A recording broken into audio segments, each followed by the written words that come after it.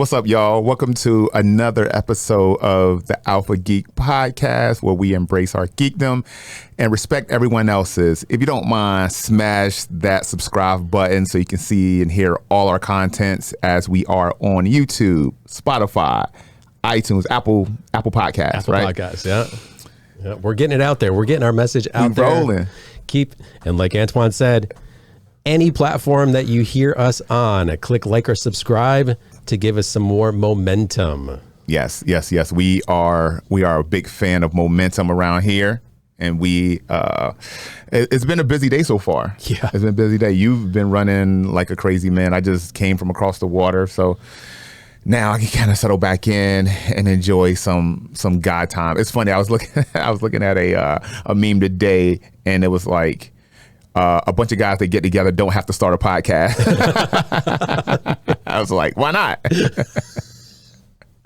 was awesome. It was funny. I mean, it's cool. Like so far, like I've enjoyed this. I've enjoyed getting to know you a little bit more outside of just working out and training, and the fact that we have come from different worlds, right, but you have similar interests. Yeah, I feel like that's the majority of people, but I'm gonna say guys because of course I can only speak from that standpoint.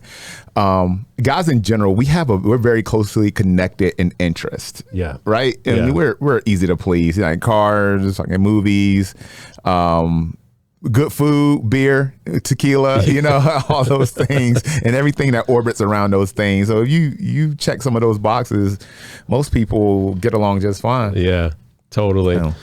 But we thought today, because it's part of the season, it'd be really cool to cover some Halloween horror movies. And we're going to be talking about each of our top 5.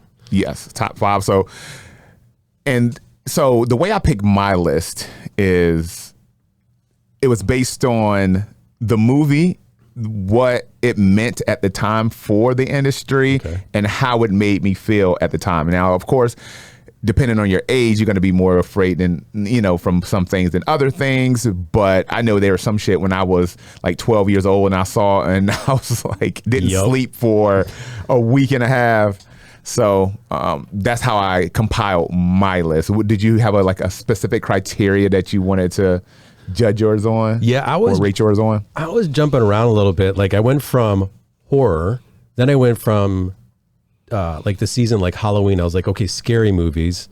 But then I was like all those subsets of like, is it suspense? Is it horror? Is it like what was the category? So I try to stick to horror. Okay. But then as we round it out, I have some ones I want to mention that are more Halloween type movies. So. Yeah. We can get some honorable mentions in there. Yeah. I have a couple honorable mentions. I mean, because there's so many, right? And like you said, if you're just sticking straight horror, there's going to be a lot of things that they're not even in that category and couldn't be in that category.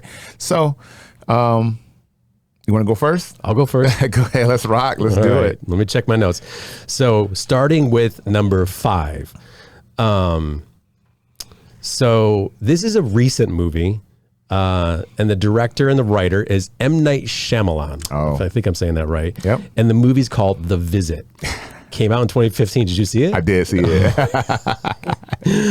So it was horror, considered horror, but it was what we really loved about it is it had funny things in it too. That little kid was so funny.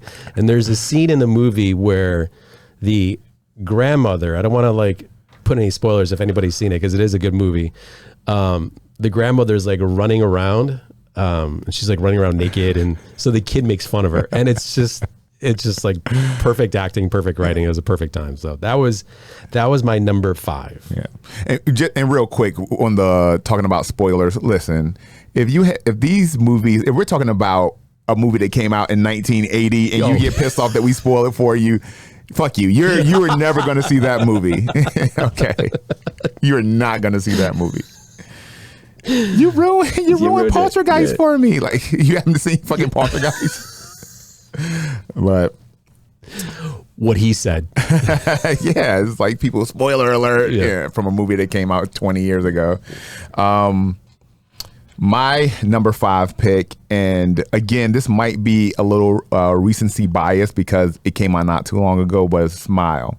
Oh, yeah. Now, if you've seen that movie, you know how creepy that movie is, and it's funny because it's not something that's going to be like jump scare or something that's going to give you like that shock factor or that shock effect, but people smiling at you with dead eyes is the worst thing that I can think of. Like if you go into a grocery store and people just look at you and smile with no other like facial expression, you're getting the hell out of Walmart. Like that's not, you can wait to get the Sam's crackers another day. So that it was a good movie. It was a very cool movie because it was something that hadn't been done before. With the whole and the movie had me the entire time until the very end. At the very end, they kind of let the cat out of the bag about where the whole smiling demon thing came from. And I feel like once they did that, it kind of took out that horror factor for me. But it was a really great movie. I liked it. Jamie loved it. We were scared. I didn't want to wake up, in the middle of the night, right? You know how you see a scary movie and you like, please don't let me wake up tonight. Let me wake up at 8 a.m. The sun's out. Yeah. You imagine if you're laying next to Jamie and then all of a sudden she looks and smiles. I'm telling you, she got to go. She has to go. Yeah. Slow turn. Where did you see the movie? Was it a theater? Was it on a home or? It was at home. And I'm not a huge horror movie enthusiast. I don't go out of my way to see horror flicks like a lot of people do. Okay. But if it gets a lot of great reviews and people are buzzing about it, I'll watch it. And that was one of the movies that did. And I wish I would have saw it in a theater because it kind of takes out the fear effect if you're out with a bunch of people, right? Yeah. And it's like, this is not going to happen in a movie theater. But again, like you said, if Jamie turns to you on your couch and just starts doing that shit. I saw that movie on an airplane flying to, I can't remember, some competition, but I was by myself and meaning that Wendy wasn't with me, and the person in the middle seat, I think at a moment when I was watching it, I think they looked at me and I was like, oh, hell no. Did you do it on purpose? Oh, it was a weird one there. Hilarious. Yeah. And that was one of those movies that made you want to like turn the lights off and make sure you were in the bed before the room got dark.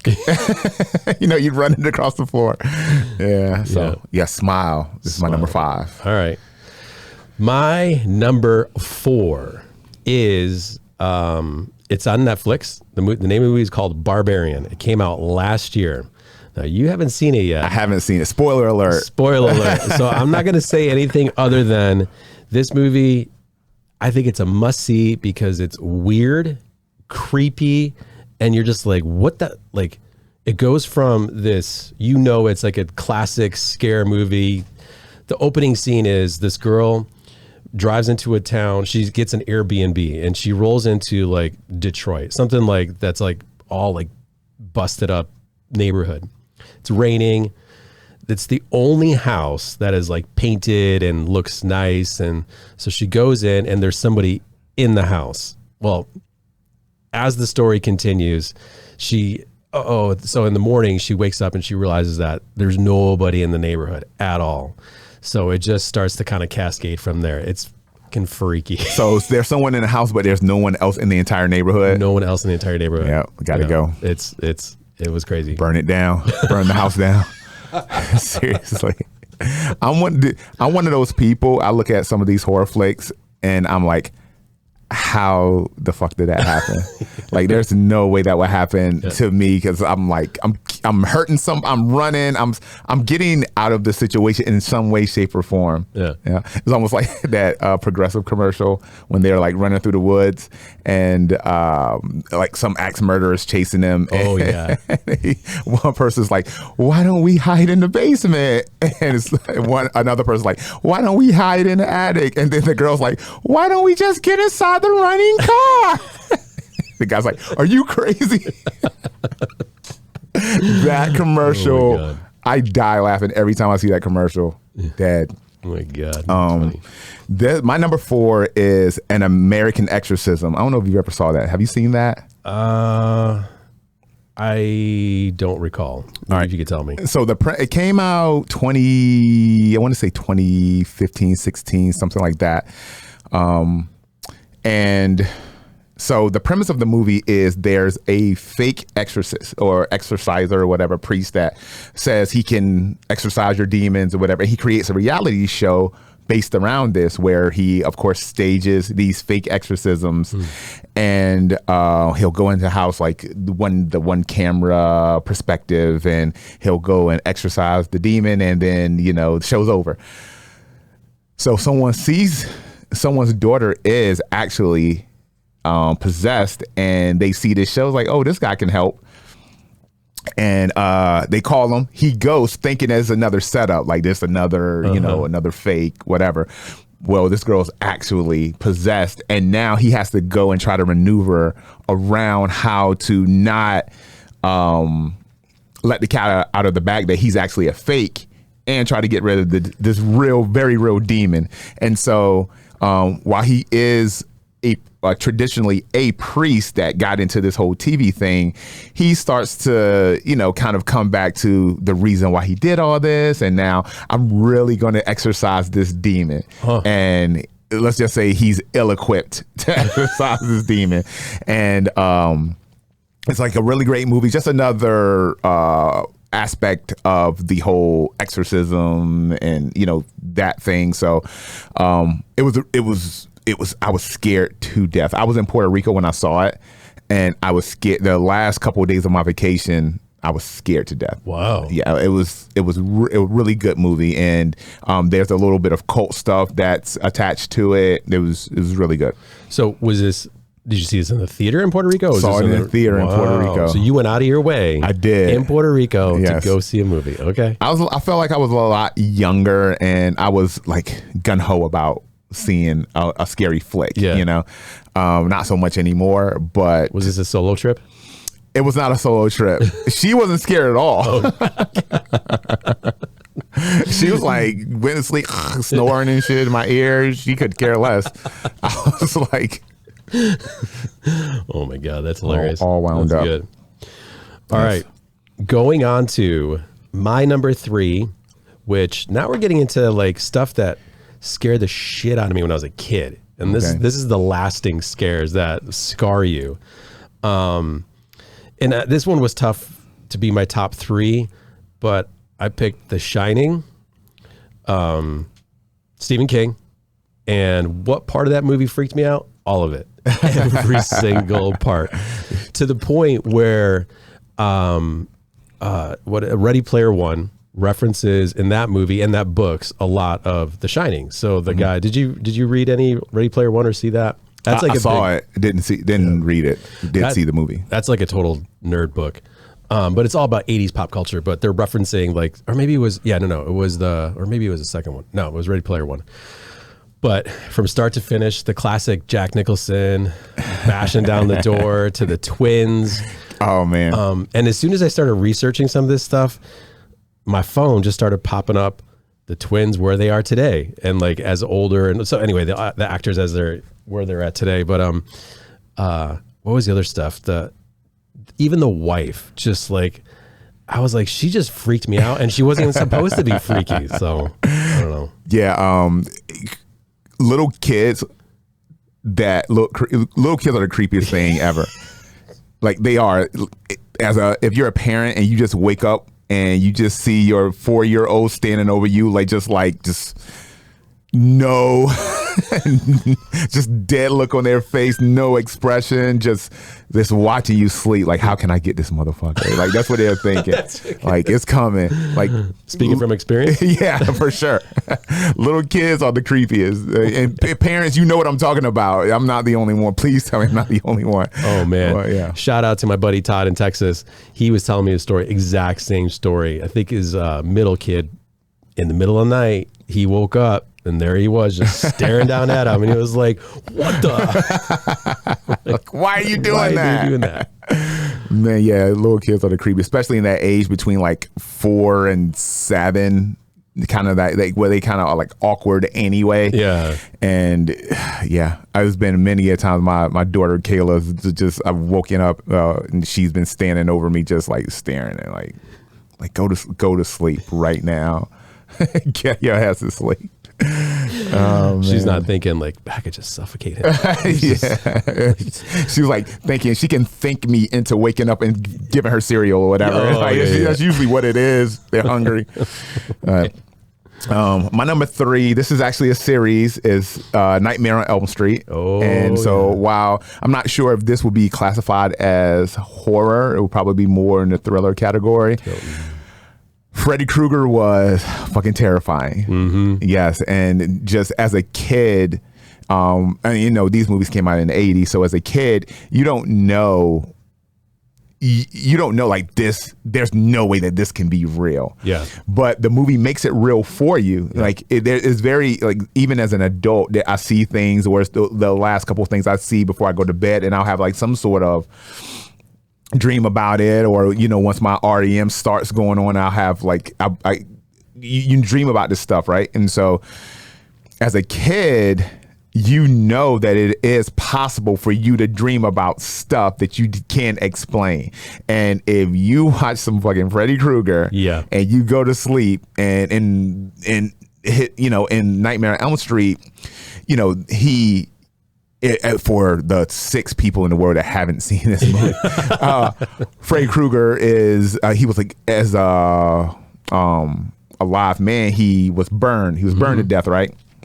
And all the people who burned him, he basically haunts them and their descendants. So their kids, grandkids, and stuff like that. So that allows the movie to continue, or the series to continue. So he just, a new, you know, generation is born. He just goes and haunts the shit out of them. But some of the things that happen, like the girl being clawed to death in her bed while she's being clawed in the dream, and you see the claw marks appear, as like stuff like that is freaky as shit. Yep. And they did great. And Robert Englund, the character, the man that played Freddy Krueger, he was like all in on that character. He was typecast. You know, he played nothing else for the most part in that decade that he was Freddy Krueger. So yeah. Did he ever try to do anything outside of that to break out of that role, or is it? I know he did a couple spots. I remember him being a villain in a spy movie. I want to say it was like it wasn't Born Identity, but it was a Born Identity, Mission Impossible type thing. I remember him playing a villain in that. And they did try to go back and do Freddy's New Nightmares, like a series of almost like a Tales from the Crypt type thing. But yeah, that's right. Freddy Krueger. Yeah. Yeah. So, I mean, yeah, but those movies were terrifying. And, you know, you kind of put those in a basket of movies around that time where, you know, they kept making them. If it did well in the box office, you knew another one was going to come. And Nightmare on Elm Street was one of those. Yeah. Nightmare on Elm Street and Fast and Furious. Yeah. Same kind of thing. It's all about family. It's all about family. Nightmare on Elm Street, I remember one scene, I don't know if it's the first one or the second one, when he was walking down a school hallway with his arms outstretched, and I think they were like super long. Oh, yeah. Long. That was the one scene that freaked me out. I was like, oh, shit. It's crazy, dude. So crazy. Yeah, the movie's nuts. And it's weird, Nightmare on Elm Street didn't end up on my list, because I don't know if it, even though I said that scene, but it didn't scar me as a child. So yeah. I'm talking about scars now. Yeah. All right. My number 2, and you already mentioned it, Poltergeist. 1982, Steven Spielberg. Man. Possession. There's nothing more freaky than possession movies. The scene when the little girl's on the bed and they're trying to get the evil spirit out of her, and she's like going up and like vomiting all over the place. I was like, oh my God. Man, no, the worst part of the movie is that little old lady. The Carolyn. I was like, get that little woman off the screen right now. God, man, that's right. That was crazy. And I think the thing I remember the most about that movie is I think the dad was drinking, and he was drinking a bottle of tequila, and the worm, the worm at the bottom started to grow, and he drank it.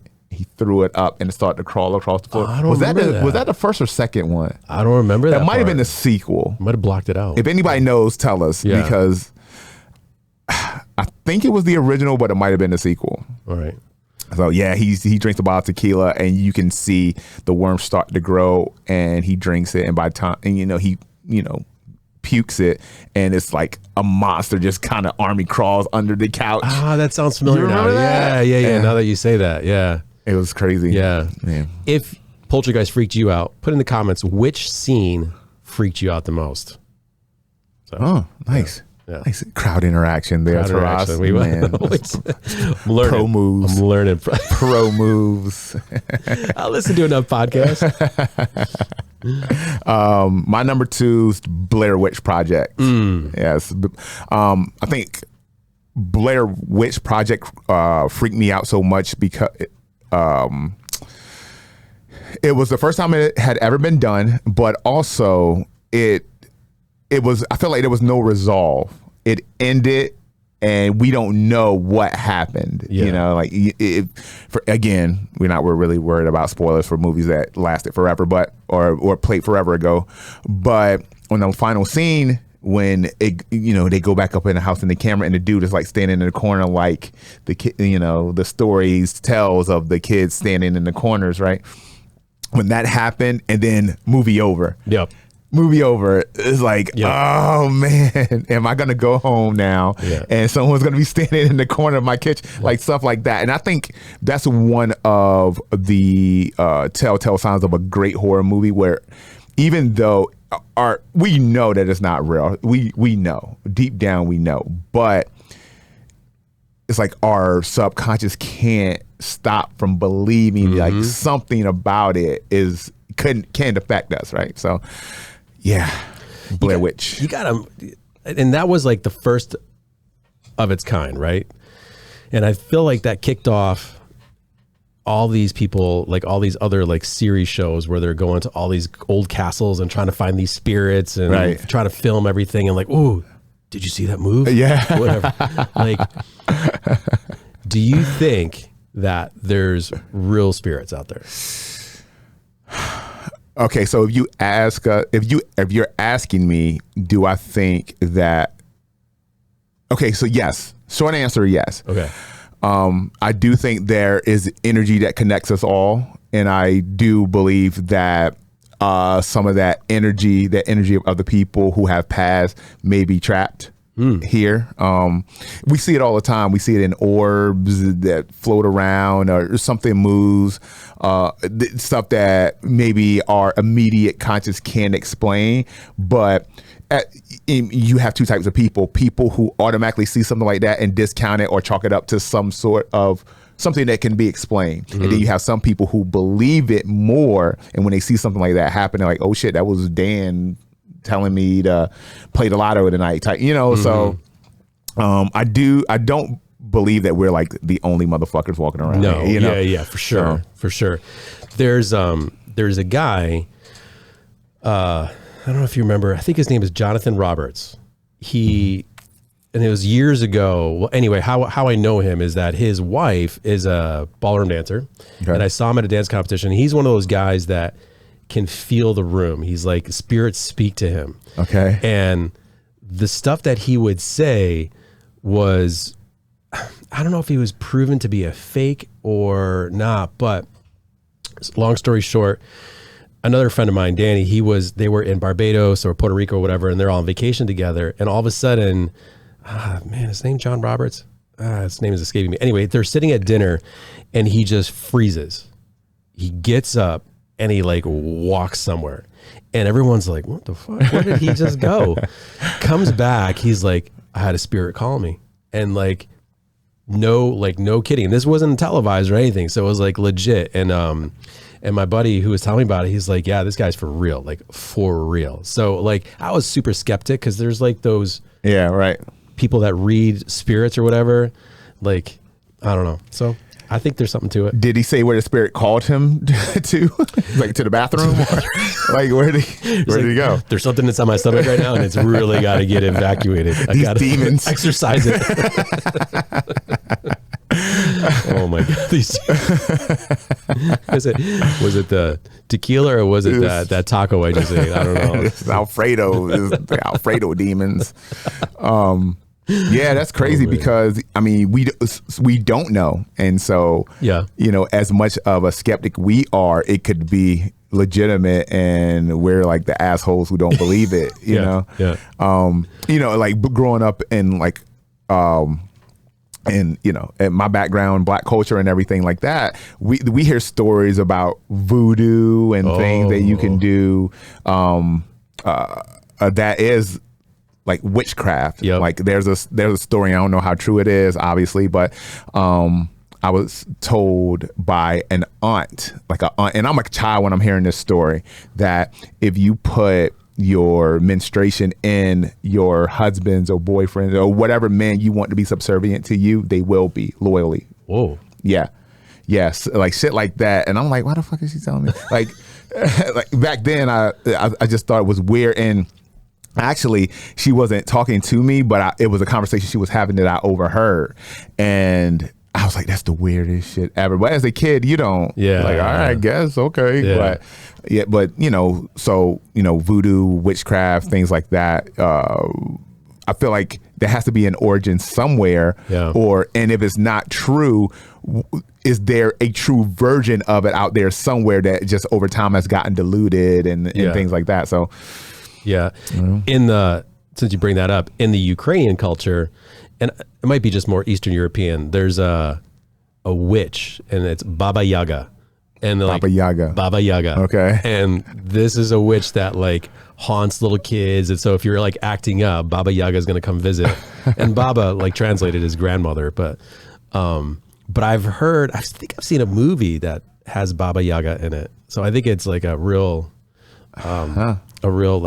story. So, but I think it's based from truth. Really? Like there was, when I grew up in Rochester, there was an old castle. So we lived on the lake, and there's like an old castle overlooking the lake. And there was supposedly a couple there. And they say the ghost of the white lady is there. So it's like this spirit that's in this white dress that hovers around in Durand Eastman Park by the George Eastman Castle. And I'm just like, whoa. So of course, what do we do as kids?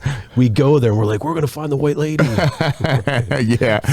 out. Fuck all that shit. And then we're all trying to scare each other. Like, yeah, that was almost, that's like the Bloody Mary thing, right? You go in the bathroom. In school, we used to go in the bathroom, turn the lights off, and you say Bloody Mary. So I don't know how many times you probably have to say it, but she will appear in the mirror type thing. Yeah, remember that? Did you ever do that?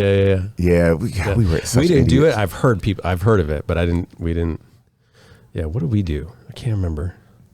We did. Well, it was the white lady. That was our thing. It. We're like, but man. All right. Number one. You're the number one, right? Yeah, my number one was freaked me out only because of one thing: Pinhead from Hellraiser. When Pinhead showed up out of Hellraiser, classic, right? 1987. I looked it up and I realized that it's a Clive Butler movie, but there's a reboot on Hulu that came out last year. Yep. So, did you see it? I didn't see it. It was in my queue. I didn't even know. But I watched the preview and it looks freaking cool. And then the end of the preview has a female version of Pinhead. And I was like, damn. So I gotta see that. So that was mine. Man, you sure that was was that the right download, a female version? What were you trying to watch? Because can there be a female? I guess it could. I mean, I don't know why not. I don't remember the premise of this. Like, I don't remember what Hellraiser was about, or any of it. I just remember Pinhead and that image and just like being like, holy shit, this is the freakiest, weirdest thing I've ever seen. And I think my brother, I have an older brother, I think he was maybe watching it. It came out in 1987, so I would have been 12 or something. So I wasn't old enough to see it by myself because I think it was rated R. Yeah. Definitely rated R. Yeah. Man, my number one is, and I might get a little shit for this. The comments gonna blow up. They're like, these little bitch, these movies.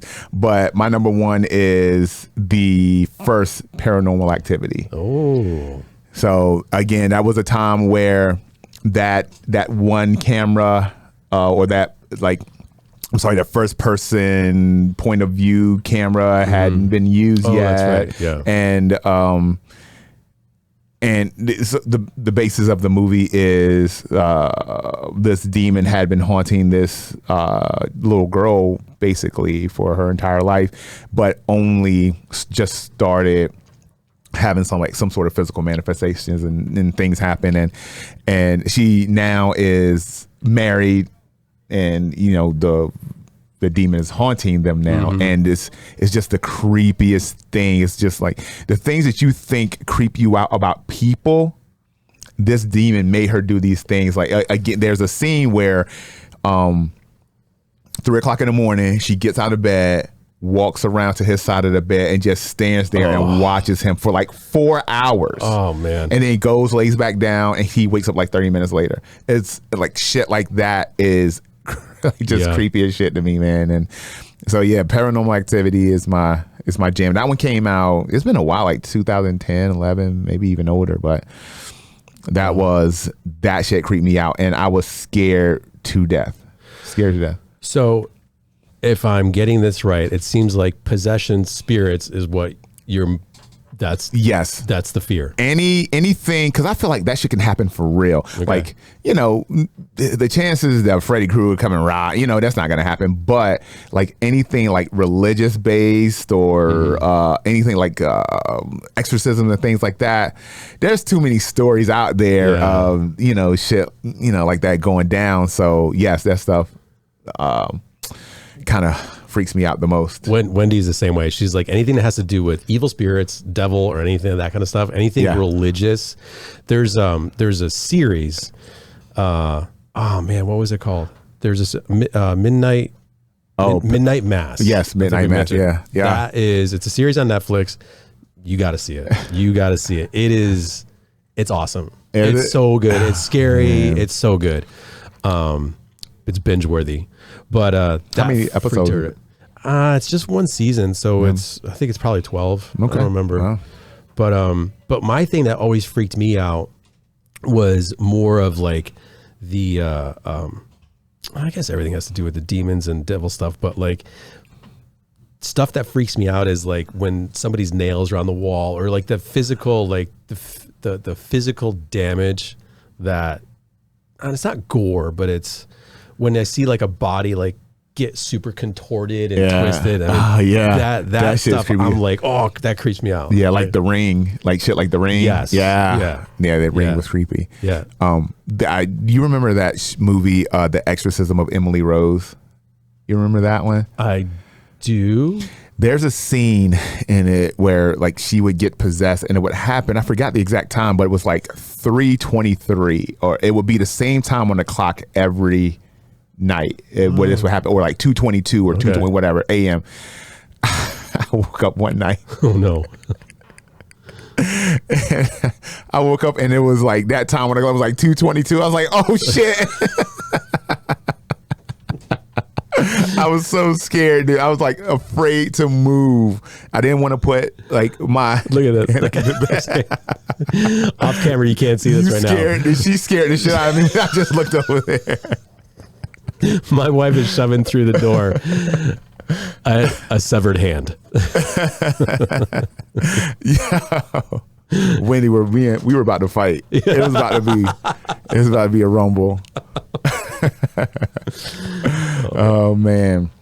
Yeah. So yeah, that's our top 5 of our scariest movies. Go into the comments and put your top 5, and we can compare them. We'll of course comment back, and we'll have a little convo about why, when, what, all that good stuff. Do you have we want to do some honorable mentions because that's the top 5 horror films. Some honorable mentions, or what is your movie that you could watch over and over again in the Halloween spirit? Oh man, well, I think I'm gonna get my man card up when I say this. Dude, I'm gonna say one too. So, because and this only changed about 2 years ago when me and Jamie got together. Okay, but Hocus Pocus. Really? Yes, wow. Hocus Pocus. And I will, I always give her shit about it because she's the type of person that you can't just watch this movie with her. She has to laugh at she's seen it 16,000 times, and that's not an exaggeration. Wow. She watches this movie at least once a week, no matter what season it is. Yeah. She knows all the words. She knows all the dialogue. She laughs at everything that I guess is funny. not so much at this point. But when you have someone who's that enthusiastic about something and you start watching it, you can't help but get into it. Yeah. And I think personally, just from a quality standpoint, the movie isn't that great. It's not that great a movie. They're gonna come for me. They're gonna come for me. Wait, so Hocus Pocus, that's not with There's Bette Midler. Yeah, okay, so the because I think I'm thinking of Witches of Eastwick. Witches of Eastwick. That's with Jack Nicholson was like the head witch man or whatever, and the 3 witches. Huh. Okay, I think I'm thinking of different. That's totally different. Yeah, this what's the girl from Sex and the City? Yeah. Her. And Bette Midler, and then I forgot the other actress's name, but Matthew Broderick's wife. Yeah, are they still married? I think so. Yeah. Yeah, it's a good movie. It's a fun Halloween movie. It's kind of one of those like quintessential Halloween movies. That one, Practical Magic. Okay. Sandra Bullock. I mean, come on. Yeah. Right. Yeah. But I think that's about it. I'm not super into horror movies or, thrillers and stuff like that. Yeah. But I do find myself watching those movies frequently. So those are going to be my go-to Halloween movies. I got actually 3 of them. And one of them I'm going to lose maybe a little respect, maybe not, because this is the Alpha Geek Podcast where there is no judgment at all. No judgment. So I broke the seal. My 3 that I wanted to, because it was like when we coming up with this idea, it was about horror movies. So these aren't necessarily horror movies, but they're Halloween movies. First one, Lost Boys, classic 80s. Yes. Anytime it's on, I have to watch it and I will seek it out. Yeah. Just classic. Okay. No, that's solid. Rock solid. Number 2 is, oh my God, I just forgot the name of it.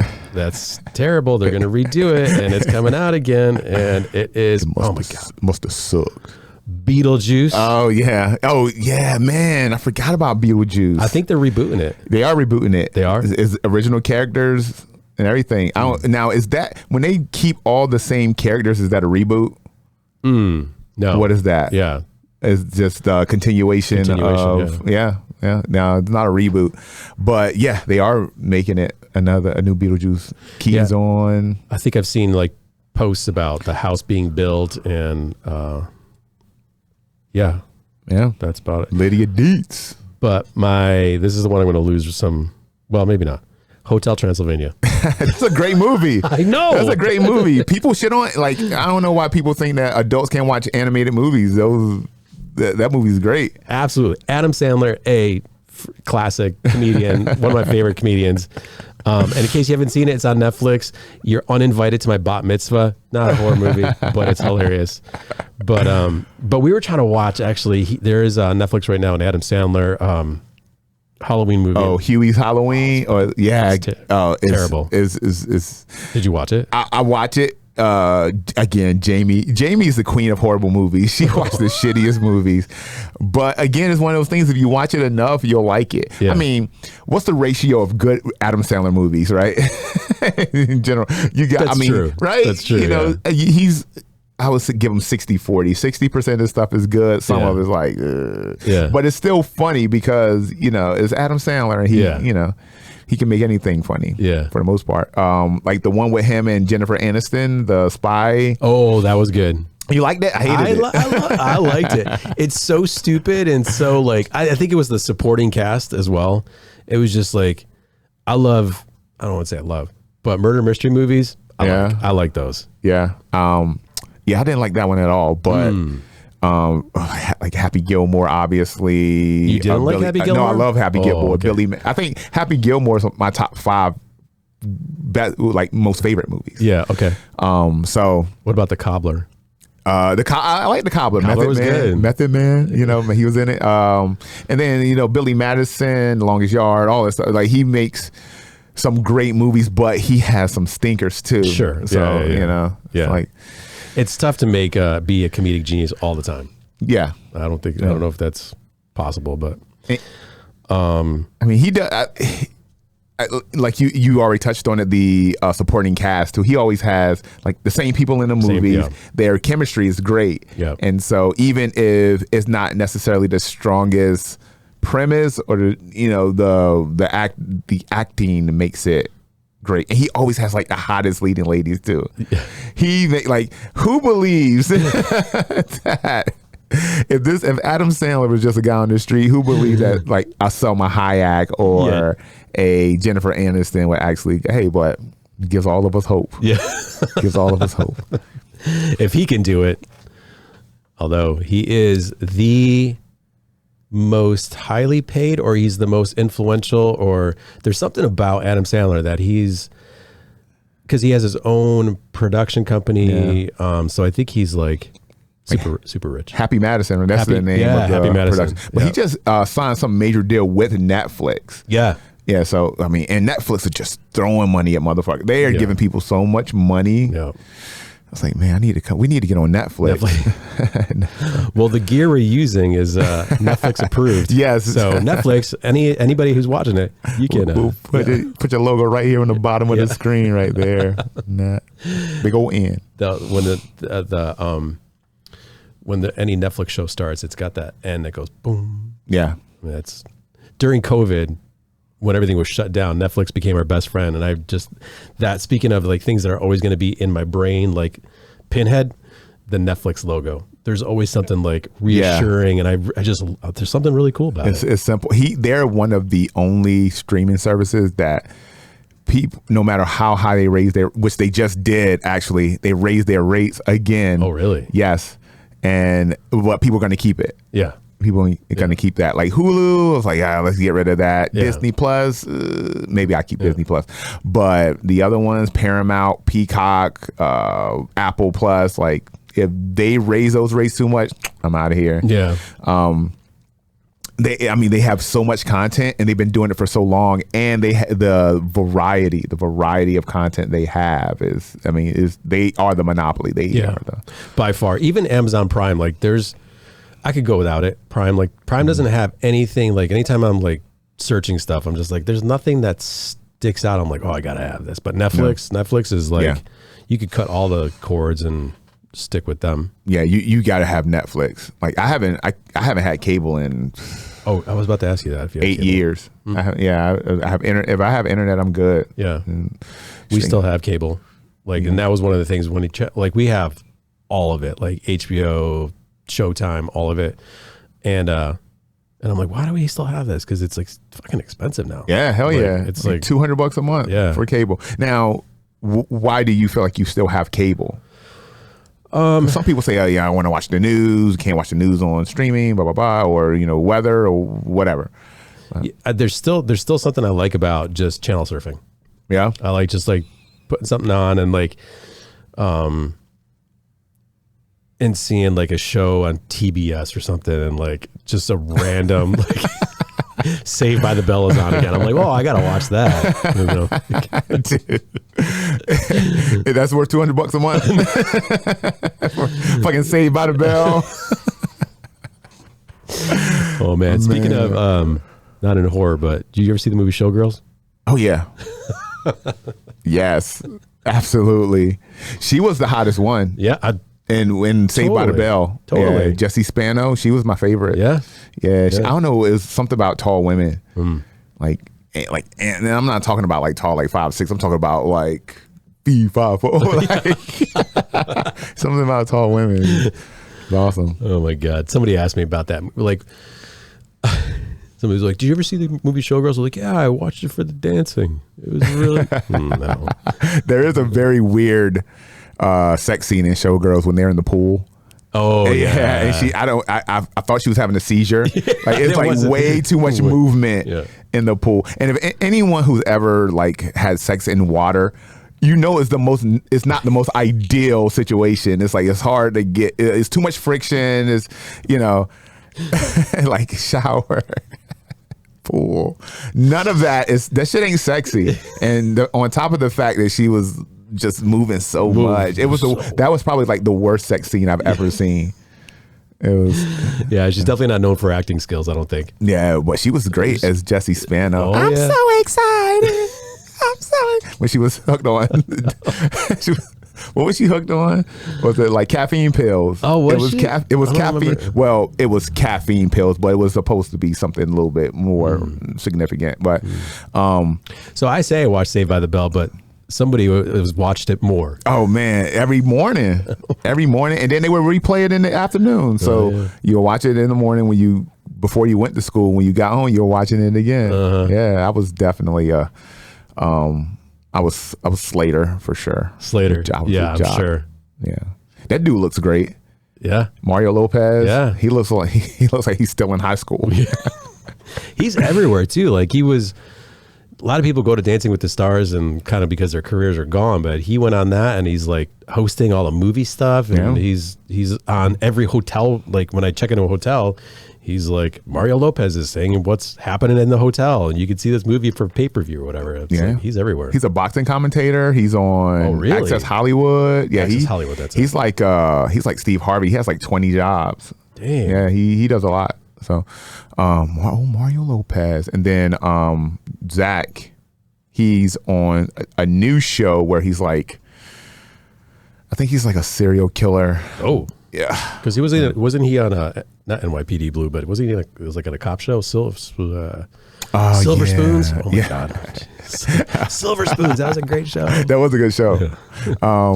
Yeah, he did play a cop. I forgot the name of the show, but he's on that serial killer show. He's on there with the woman who used to be on Shameless. She was the bar owner in Shameless. So they have a show now. So. Yeah, man. Cool. Yeah. We don't have a whip of the week. No, but what I was going to throw out there is if you're commenting about horror movies, I think we should do a segment on horror video games. Yes. That was a thought that I had. So yeah, horror. What is? So you want people to comment on what their favorite horror video game is? Yeah. Yeah. Hell yeah. Yeah. I already know what mine is. Yeah. Yeah. I'm gonna wait. I'm gonna see what people comment with, all right, and I can chime in because this one. I mean, it's not. If you're into gaming, this is gonna be a no brainer. Yeah. So yeah, man. Any last words, brother? No, I think that covers our top 5 horror movies. And again, like Antoine said in the beginning, click like, subscribe, help us out. We want to grow this channel. And yes, tell the people where they can find your sexy ass. You can visit, if you want to check out our dance studio, visit www.cutarug.net, the Arthur Murray Dance Studio of Virginia Beach, Virginia. You live in the Hampton Roads area, check us out. Antoine, what about you? Yes, you can find me on Instagram, Facebook, Antoine the Juggernaut on Instagram, or a Juggernaut Cookies, or Train Like a Juggernaut on I got a bunch of Instagram. Just Antoine the Juggernaut Instagram, that's fine. And then Antoine Brent on Facebook. If you're in the cookie market, check out cookiehunk.com. Juggernaut Cookies makes the most delicious gluten-free protein cookie. It has 12 grams of protein. It's kosher and non-GMO. Again, you can check it out at cookiehunk.com. Use promo code CookiePro20 to save 20%. Awesome. All right, till next time. Peace. Hell yeah. Cool.